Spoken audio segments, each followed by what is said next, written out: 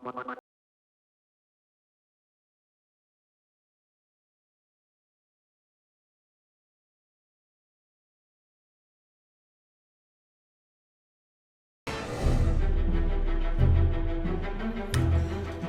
the first movie, I had to be very, very careful about not knocking people off balance. But because we now have these grounded characters we know and love, it does allow us to explore some more outlandish places than we did in the first film. For the second volume, I think we accomplished everything we set out to do. We had all different environments that we had to create. What James has done with Guardians of the Galaxy Volume 2 is something very unique. It continues everything that was unique and special about the first film, but really evolves it and takes it to new, unexpected, surprising places. We're creating totally new worlds, and so there's a lot more open to imagination.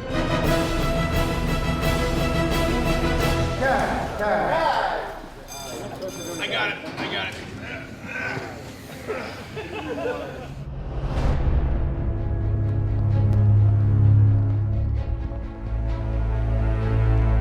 I had a lot more time to write the screenplay this time around. I started writing the treatment the day the first movie came out. And to me, it was important to make a more elegant film, a more beautiful film, where we really got to enjoy these spacescapes. We want to have as much real space for actors to work in as we can because it allows for better performance. But obviously in a film like this, we're set in outer space, so we can't actually shoot very much in camera. And so Marvel's visual development team created these worlds and these environments as still art, these concept paintings. The Viz Dev department that we have is phenomenal, and they create amazing keyframes that sometimes redefine the scene or create a scene for us. In the very beginning, James gave us a folder of images and ideas of his inspiration. And a lot of those things were from old sci-fi pulp novels. James would give us his favorite parts, the scenes that we need to establish first to get the feel of the movie. I would choose colors for each of the scenes and then put them together on the wall so that I could sort of tell the story through colors. The worlds are so different from each other, and the opportunity to create as much of a contrast as we possibly can is really exciting. Each one of those worlds has to have a specific look and tell a story about the culture that lives there. It's like cooking. You've collected all the ingredients, and now we're going to serve this wonderful meal.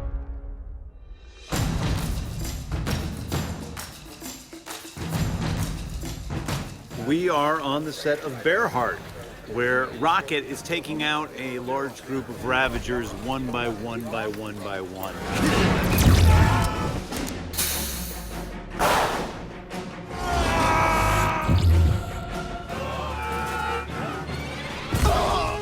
One of the Ravagers, he hits the button and all these doors open and they shoot out hundreds of tranquilizer arrows. So we made hero pieces that are milled out of brasses and silvers, and then the rest of them will be computer graphics firing out hundreds of these arrows, hitting the Ravagers. We have a scene here where Rocket is jumping tree to tree. As he jumps from the trees, we have a lot of people on the ground firing him.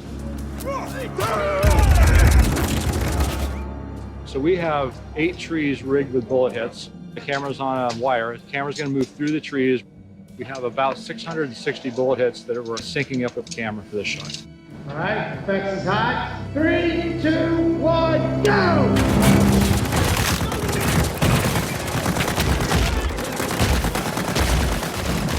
Those trees are all really exploding. But the stuff with Rocket is obviously fake, and then we enhance it with CGI. This is exciting stuff behind the scenes. We're shooting a raccoon jumping from limb to limb in the forest. What's going on? Our visual effects supervisor is surprised there's no raccoon, so I think we might be in trouble. There's a marriage between practical and visual effects where they work together to create the best effect sequences. Because what you're really looking for from an audience member is for them not to know that's not real. Cut, okay. Yeah, cut. There's obviously some animated characters in here, particularly with Rocket and Baby Groot. I am Groot. They were not looking at you funny. James didn't want anything too human. We wanted something cute, something sweet, something charming, but definitely alien. So we looked at babies, we looked at toddlers. James talked about him being a 2.5 to 3-year-old. The design challenge is to try to get that cuteness into a plant alien that still would look like adult Groot. 10 inches tall and growing. He steals a lot of the scenes. Groot, put your seatbelt on! We all love him. Baby Groot might be the star of the entire show. I'm Groot. I am Groot. I am Groot. I am Groot. We're gonna need to have a real discussion about your language. Legacy Effects created the original sculpt based on artwork created by the Marvel visual development team. And once Legacy had created this practical sculpt that everyone bought off on, we then handed that over to our visual effects company and said, okay, start building this. Let's see how he moves and how the internal vines move and how much do you make his face move. The older Groot has a crusty series of panels of wood that you can use to articulate. I'm Groot. But we've now got a young, smooth-barked face. So how do you make a smoothed-barked face move and animate so it doesn't look like a big stretchy piece of rubber? Out of the way, dumber, smaller Groot! Baby Groot is much angrier than adult Groot and is hitting Drax every chance he can get. What? He hates Drax, which is what makes the moment at the end so sweet, when Drax is the one he really wants to go to. You've got Dave Bautista, who's like 6'3" or something, and Chris Pratt, who's same sort of height. These two big guys, and you're standing next to this little 10-inch tall character, and that becomes photographically certainly a challenge. We would always have a stand-in, a 10-inch maquette that we would put down in the scene and say, this is how he is. That gave me and the cast and everyone else involved a much greater sense that there was this little character there on set all the time. Oh, man, what did they do to you? There is something about him that works in a way where your heart just melts. But he's also a bit of a jerk. That selfish, jerky attitude is what makes him work.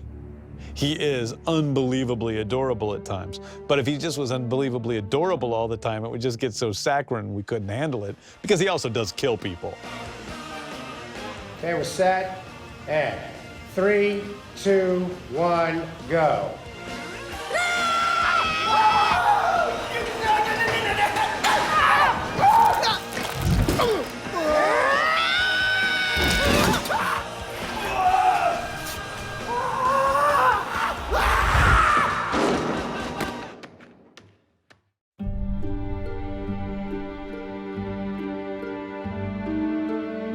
I wanted people to be able to watch any scene from this film and be able to say, this is distinctly Guardians of the Galaxy Volume 2, not Guardians of the Galaxy Volume 1. Welcome, everyone, to my world.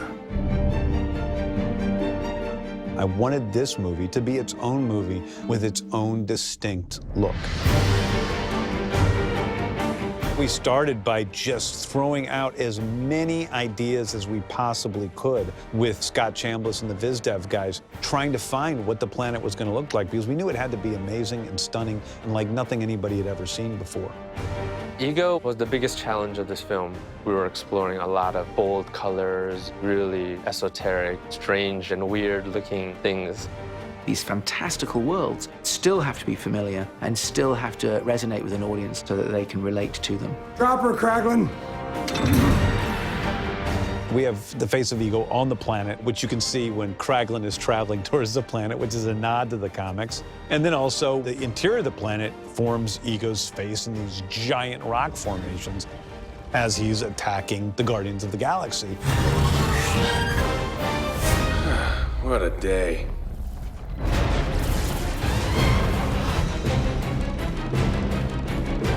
The interior of Ego's planet consists of over 1 trillion polygons. I believe it's the biggest visual effects set ever in the history of movies.